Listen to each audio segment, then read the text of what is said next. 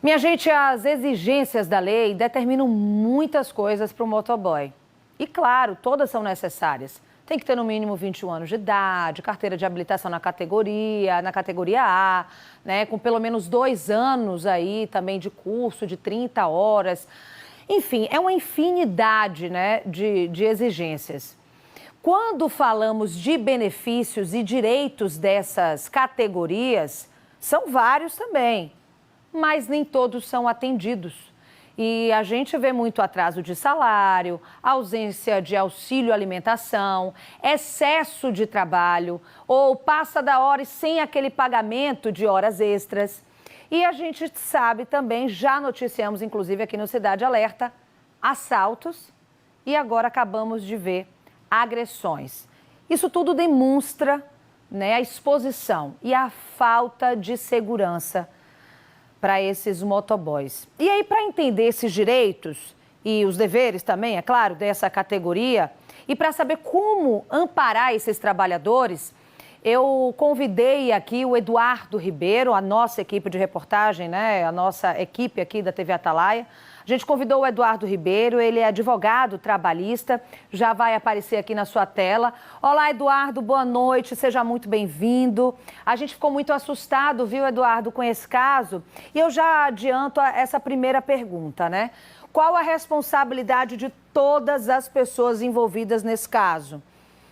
Qual a responsabilidade da empresa para amparar esse funcionário? Qual a responsabilidade desse agressor no sentido de, enfim, ter alguma retaliação, né? Porque ele precise pagar de alguma forma. Qual a relação também, qual a responsabilidade dos órgãos de segurança para amparar esse trabalhador, especificamente nesse caso da agressão? Boa noite, Mariana, Sena, boa noite a todos que estão nos acompanhando aqui no Cidade Alerta.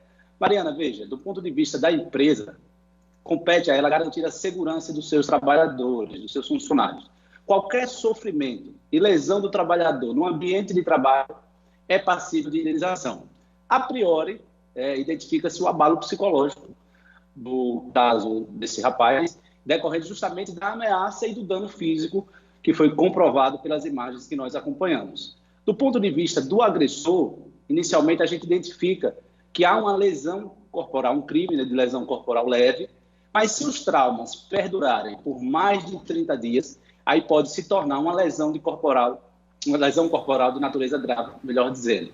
A gente não tem como mensurar agora se vai se estender o dano, porque justamente depende desses 30 dias para a gente comprovar se ele vai ser realmente prejudicado, ter um dano, um abalo emocional, um dano psicológico que impacte na sua qualidade de vida, inclusive na sua posição junto ao mercado de trabalho. Ademais, mostrar a arma, constranger, perturbar alguém, tirar a paz do outro, é um crime considerado crime de ameaça. Também é importante que se diga como o agente, segundo as informações, é um funcionário da segurança pública, ele pode também ser responsabilizado pela via administrativa, justamente pela sua conduta passível aí de uma possível punição para o agente envolvido através da Corregedoria Militar, por, infelizmente, quebra de conduta.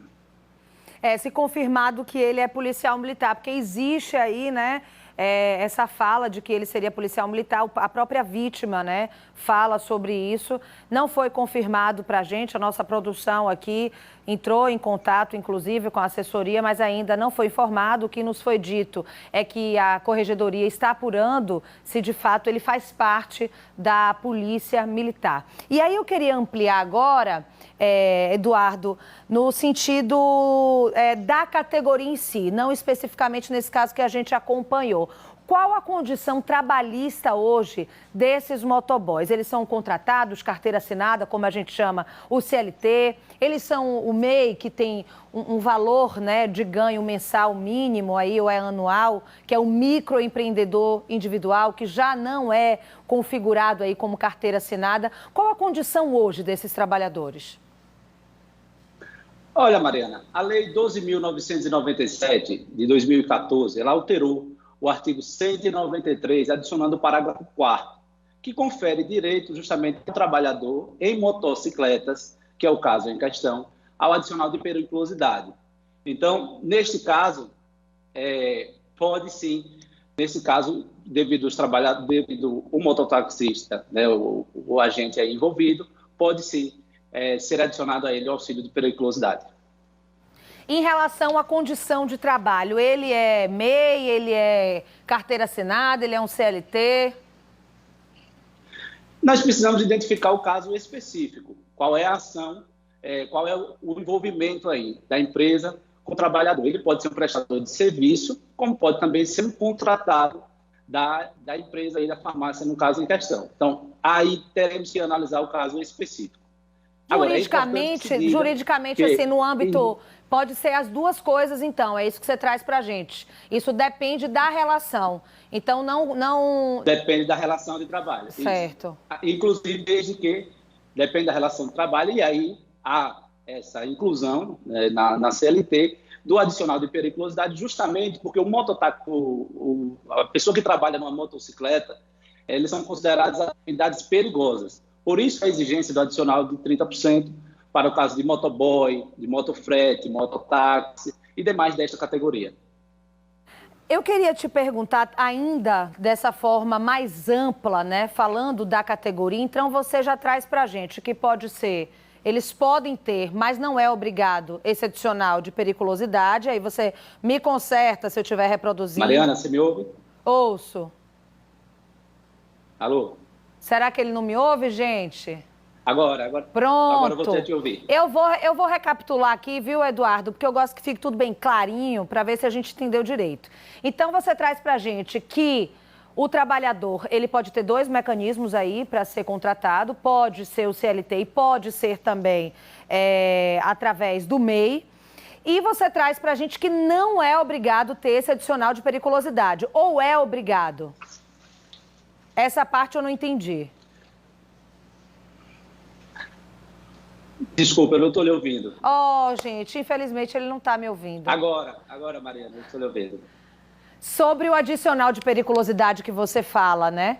Ele pode existir ou ele é obrigatório?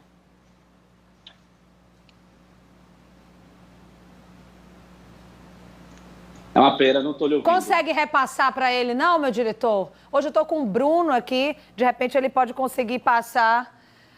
O problema parece que é lá com ele, viu, minha gente? Programa ao vivo tem disso. Qualquer coisa, se tiver... Oi, Mariana. Oi, agora, tá ouvindo? Oi, eu acho que você me perguntou sobre o auxílio, ou, na verdade, o adicional de periculosidade. Uhum. Nem todo trabalhador, ele vai receber o adicional de periculosidade. Mas o caso em questão, como nós estamos tratando de profissionais que trabalham em motocicletas, é obrigatório e garantido pela CLT o adicional de 30% para justamente justificar a periculosidade, justamente justificar a atividade que corre um certo risco.